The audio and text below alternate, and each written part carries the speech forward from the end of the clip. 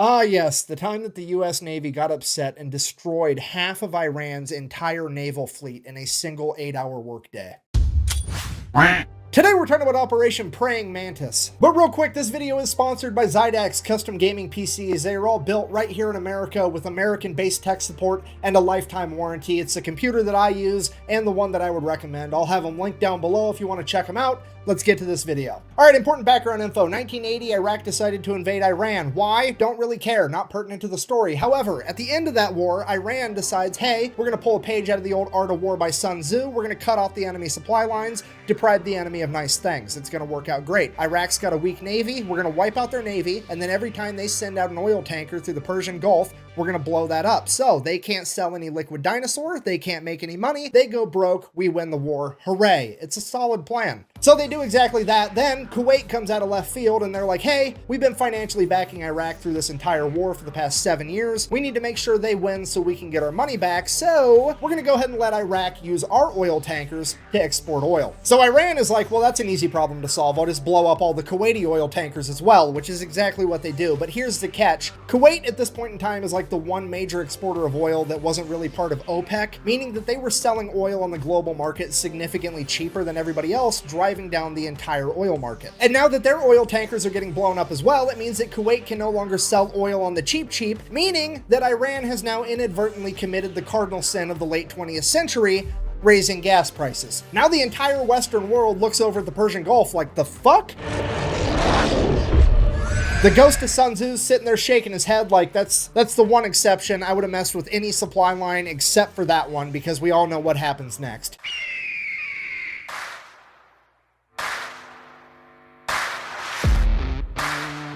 Yeah, America then proceeds to assemble the largest naval convoy operation since World War II, send them into the Persian Gulf to protect Kuwaiti oil tankers. It is at this moment that Iran should have been like, well, that's unfortunate, time to figure out plan B, because this obviously is not going to work out. However, they decide that they're going to double down. What they're going to do is they're going to take a bunch of magnetic underwater mines, and they're just going to spread them out all over the Persian Gulf in international waters, and that's not going to have any consequences at all. So fast forward, April 14th, 1988, the USS Samuel B. Roberts, a guided missile frigate, which is basically brand new at this point, this is like its first big operation, is out there escorting a Kuwaiti oil tanker, and it runs into a minefield, hits a mine, blows up the keel of the ship. The keel is this bottom part right here. It like supports and stabilizes the structure of the entire ship, and it gets blown completely in half. At this point, the only thing holding this boat together is the actual deck. 1 second, everything's fine. The next second, there's a 15-foot wide hole in the bottom of your ship. Everything's on fire and water is rushing in. The USS Samuel B. Roberts took on half of its weight in water in the first minute. This is a catastrophic amount of damage that would sink 99% of ships, but as fate would have it, the crew of the USS Samuel B. Roberts had already been winning competitions for having the best damage control crew in the Navy. So the entire crew gets to work. They're putting out fires, they're plugging holes, they're literally cinching the hull together with steel cables trying to stabilize it, because the only thing holding it together is a deck at this point. Over the course of the next 5 hours, the entire crew fights their ass off and somehow manages to get the situation under control and limp the ship all the way back to Dubai, where they can get it to a port. And the most incredible part of all of it, not a single American was killed, only 10 men were injured during the fire and the initial explosion. So the crew survived, the boat's basically completely destroyed. Then America sends in an underwater crew, figure out what happened. They find the remnants of the mine, they check out the other mines. Yep, they're Iranian. At this point, now somebody has to inform the president, because this is a big deal. And the president at this point in time is, let me check my notes, fucking Ronald Reagan. I'm from the government and I'm here to help. So they go ahead and they brief Ronald Reagan on everything that happened. He's super happy that everybody survived, and he's like, okay, well, here's what we're going to do. We're going to issue a proportional response. And what the US Navy heard was awesome. All right, so here's the plan. Iran currently has 3 oil rigs in the Persian Gulf that are not being used for drilling oil, but as military bases for their naval operations. So the US Navy is going to go ahead and take out all 3 of those. Now, I don't really know what the guided missile frigate to oil rig exchange ratio is, but we're going to go ahead and err on the side of caution and say that it's not quite proportional enough yet. So Iran also really only has like two modern naval vessels. That's the Iranian frigate Sahand and the Iranian frigate Sabatland. They're going to go ahead and take out at least one of those, maybe both. We'll see how proportional they want to get. And then by the time they get all that done, that should be a nice 8-hour workday. It'll be time to clock out and go get some ice cream. So in order to get all this done by quitting time, they're going to go ahead and establish 3 different surface attack groups. Each group is going to have 2 destroyers and 1 bonus ship. That bonus ship is either going to be an amphibious landing ship or a frigate. Either way, they're all going to be identified as Bravo, Charlie, and Delta. Bravo group is tasked with taking out 2 oil rigs, Charlie group is tasked with taking out the 1 remaining oil rig, and Delta's mission is to go hunt down those 2 frigates and take them out. And then, just for insurance purposes, we're also going to have the USS Enterprise parked right outside the Persian Gulf to provide air support, you know, in case we need it. So, April 18th, 1988, 4 days after the mining of the USS Samuel B. Roberts, Operation Praying Mantis goes into full swing, and Bravo group shows up at their oil rig first. At which point they radio over to the oil rig and inform them that they will be blowing it up in 5 minutes and that they should all leave. So, a bunch of people start leaving. They hop in tugboats and take off. Bravo group, seeing that they're making an honest effort to actually evacuate, agrees to give them 15 more minutes. So, fast forward 20 minutes later, they send out another radio message, hey, time's up. They then fire the 5-inch guns right over the top of the oil rig with the rounds set to airburst, hopefully scaring off any stragglers. And it is at this point that some Iranian military member decides that he is going to audition to be the main character of this story because he hops on a 23mm anti-aircraft gun and opens fire on Bravo group. And without skipping a beat, one of the 5-inch guns on one of the destroyers just goes poof, and just fucking direct hit smokes this dude. Barely touches the rest of the oil rig. This guy, definitely not the main character, but the silver lining, he at least made it into the credits as Baloney Miss Cloud #1. Now, obviously I'm paraphrasing here, but at this point, Bravo group radios over to the oil rig one last time, something along the lines of, hey, does anybody else need to find out what it's like to chew 5 gum? Or you fuckers ready to quit? The oil rig finally radios back and is like, yeah, please cease fire. We're gonna leave. So all the Iranian military members leave. Bravo group decides to open up on it for a little bit with the 5-inch guns before sending over a couple of Hueys full of Marines. The Marines hop out, place some demo charges, hop back on the helicopters, take off. The entire oil rig blows up, and already things are getting more proportional. And while all that was happening, Charlie group made it to their first oil rig as well, and pretty much the exact same thing played out. The only differences were Charlie group didn't have Marines to place the demo charges, they had Navy SEALs, and when the Iranians opened up with the 23mm anti-aircraft guns, they just decided to keep firing 5-inch shells at the oil platform until it burst into flames and burnt the entire thing to the ground. At which point, the commander of the destroyer kind of looks over at the Navy SEALs and is like, sorry, I guess you guys get to sit this one out. Oh, mission got canceled? Good. And while all that's going down, Bravo group's already making their way over to the third oil rig, at which point they pick up something on radar, and it's definitely another enemy ship headed right towards them. And at this point, you have to remember, this is the late 1980s. None of the American sailors have seen naval warfare on this scale. The pucker factor is on. They are getting harpoon missiles ready, and they are about to get in like one of the biggest naval fights since World War II. At which point, whoever's in charge of Bravo group decides to take a deep breath, and they're like, okay, let's send up a helicopter real quick just to verify that it's actually an enemy ship. So the helicopter goes up, radios back to Bravo group. It's definitely a warship, but it's a Soviet destroyer. At which point everybody's like, what? What is happening right now? So they radio over to this Russian destroyer and they're like, what are your intentions? And the Russian commander radios back in broken English. I swear to God, this is a real quote. I'm just here to take pictures for history. Look, I know that I bash on the Soviet Union and communism every single chance I get, but this time around, I gotta give it to them. These guys know how to party. Just straight up rolling into the middle of the largest naval operation since World War II to eat popcorn and watch. It's incredible. At this point, Iran finally figures out that there's something going on, but they don't really know what, so they just begin attacking any ship they can find, and the first ship they found was a civilian cargo ship called the Willie Tide, that they begin attacking with boghammer-style speedboats. So the Willie Tide radios for help, the USS Enterprise responds by sending up a bunch of A-6 intruders, as well as F-14 Tomcats. The A-6 intruders show up, start dropping cluster bombs, they end up hitting one of the speedboats and scattering the rest. The civilian cargo ship is saved, hooray. Cutting back to Charlie group, now there's an Iranian fast attack ship coming right at them. So they radio over like, hey, yeah, we're kind of going around blowing up all your stuff, but also we've got a very specific list. You're not on it, so how about you just go away and we'll forget we saw you. The Iranian fast attack ship messages back, sounds good, we'll do that. And then they just keep driving right towards them. And then this Iranian fast attack ship gets within like 15 miles of Charlie Group, which is like point blank range for a naval battle. Charlie Group radios again, dude, what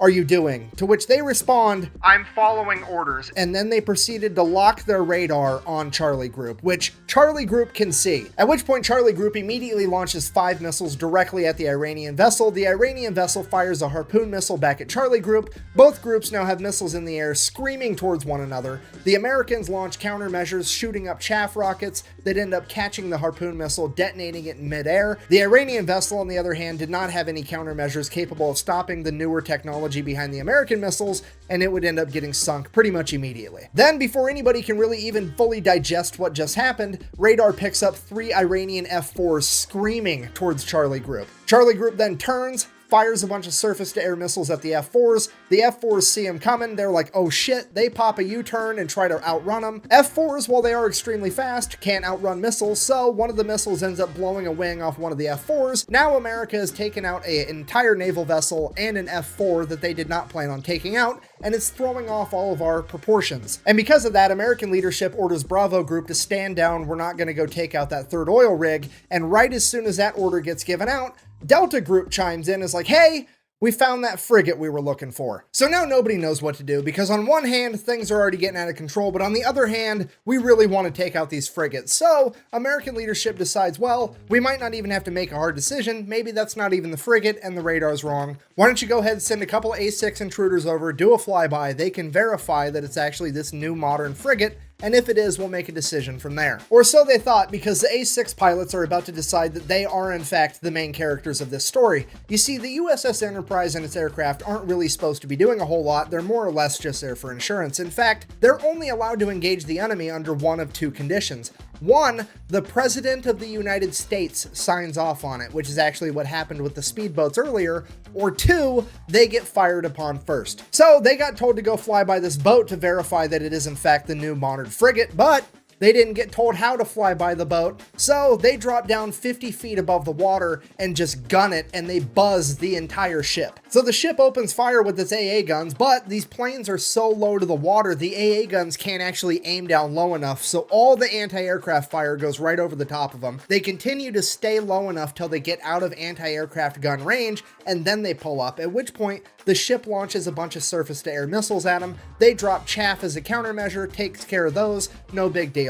They then go around, do a U-turn, send a radio message to this frigate, I'm going to sink you now. Which they can now legally do, because remember, the ship fired on them first. You fell victim to one of the classic blunders. So the A6 fires an anti-ship harpoon missile, and the second they pull the trigger on that, the fire control team from the USS Enterprise is like, what the fuck are you doing? We're not supposed to be killing things yet. And the A6s are like, look, they fired at us first. Them's the rules. And the USS Enterprise is like, holy shit, okay, I guess. Let them have it. Then the harpoon missile finally makes impact. It's a bullseye. The A6s do a U-turn, go, drop another 500-pound laser-guided bomb right through the deck of this frigate, fly past it, do another U-turn, come back, drop a 1,000-pound bomb on it. Then they radio over to the Enterprise and like, yeah, it's definitely gonna sink. We're gonna head back. So the A6s take off, headed back to the Enterprise, and like 5 minutes later, Delta Group shows up with their warships and begin firing on the already sinking frigate. They hit the magazine, the frigate explodes, rapidly sinks to the ocean floor. At this point, naval leadership is like, okay, Jesus Christ, everybody stop killing things. We need to figure out what all happened. We got to keep this proportional, remember. So they start radioing back and forth. Everybody's figuring out what everybody did, if anybody's hurt, what's going on, the whole story. And then as the A6s are making their way back to the USS Enterprise, guess what they happen to fly past? The other modern frigate. So now the entire US Navy's looking at this last frigate like SpongeBob looking at a jug of water. I don't need it. I don't need it. I need it! But also, like realistically speaking, the A6s are pretty much out of ammunition. The only thing they have left are 2,000-pound bombs, and those just aren't going to be enough by themselves without a harpoon missile to take down this ship anyways, so they really are just going to fly by and verify that it's the modern frigate. So the A6 intruders go ahead, they do their flyby. It is in fact the new frigate that they thought it was, and it does in fact open fire on the A6s. A6s make it out completely unscathed, at which point they pop a U-turn, and one of the A6 pilots is like, It's the bullseye womp rats in my T-16 back home. So the A6 pulls up, gaining altitude, and then dives down, aims its nose right at the frigate at like a 35-degree angle. They're doing a good old-fashioned dive bombing run like it's fucking World War II. The AA guns start firing, there's bullets whizzing past the plane, but they're committed now. They're closing in, closing in. The bombardier behind the pilot lets the pilot know, hey, I'm locked on. At which point, bombs away, the pilot pulls up, and the bomb goes right down the fucking smokestack of this boat. Blows up, completely destroying the entire engine room. That frigate is now dead in the water with no power. The A6s go ahead and radio in that they have completely disabled this frigate, at which point the American leadership calls a complete ceasefire. They're gonna go ahead and let that frigate survive, get towed off, potentially be repaired. With the US Navy having effectively disabled or destroyed over half of Iran's functioning navy, the US military decides to call it a good day, ends Operation Praying Mantis, we all get to live happily ever after. Except, later that night, Iran decided that they wanted to fight a little bit more, and they launched a bunch of Silkworm anti-ship missiles at American vessels. Luckily, no American vessels were actually hit. However, this is now a huge political problem because America has been mad at the fact that Iran even had Silkworm missiles for years at this point, and the American government has made it very clear to Iran that if they ever used them, they would be going to war with America, period. That's set in stone. So the Reagan administration, not wanting to kick off World War III in the 1980s, reaches out to the Iranian government and is like, here's what's going to happen. You're going to go ahead and admit that that was an accident. I'm going to sweep it under the rug and we're never going to talk about it again, because if this makes headline news and the American people find out, I'm going to have to get real proportional around here. So Iran's like, okay, fine, whatever, it was an accident, let's sweep that whole thing under the rug. But I am still going to take America to international court to try to prove that it was a war crime to take out my oil rigs. That way I can get reparations and make America pay for it. So they go to international court, they lay out the case. The international court is looking at America like, okay, well, first of all, you're the fraction people. I don't know how you think that this is proportional, but it definitely wasn't. Second of all, according to the Amity Act, you absolutely should not have attacked their oil rigs. This is probably a war crime. At which point the representative for America is like, well, actually, if you read the Amity Treaty between Iran and the United States, it only talks about ships and boats. It don't say shit about oil rigs, meaning I wasn't obligated to not attack those oil rigs. At which point the court is like, hold on. Fucking, he's right, son of a bitch. Okay, well, I guess America's innocent, because I've said it once and I'll say it again.